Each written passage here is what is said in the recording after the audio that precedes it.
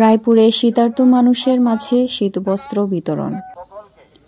রায়পুর উপজেলা প্রতিনিধি দেলোয়ার হোসেন পাটোয়ারীর প্রতিবেদনে দেখুন বিস্তারিত। লক্ষ্মীপুরের রায়পুরে শীতার্ত মানুষের মাঝে শীতবস্ত্র বিতরণ অনুষ্ঠান অনুষ্ঠিত হয়েছে। বৃহস্পতিবার ১৯ ডিসেম্বর বিকাল ৪টায় পৌর শহরে ৮ নং ওয়ার্ড ছাত্রদলের জিহাদ রহমানের আয়োজন ও সভাপতিত্বে প্রায় ৪ শতাধিক অসহায় গরিবদের মাঝে এই শীতবস্ত্র বিতরণ করা হয়।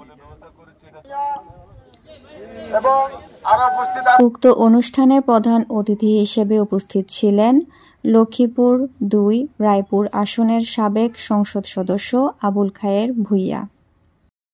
বিশেষ অতিথি হিসেবে উপস্থিত ছিলেন উপজেলা বিএনপির সদস্য সচিব শফিকুর রহমান ভূঁইয়া, পৌর বিএনপির সদস্য সচিব শফিকুল আলম আলমাস, পৌর বিএনপি যুগ্ম আহ্বায়ক আবু জাহের, রায়পুর পৌর জাতীয়তাবাদী শ্রমিক দলের সভাপতি জসিম উদ্দিন।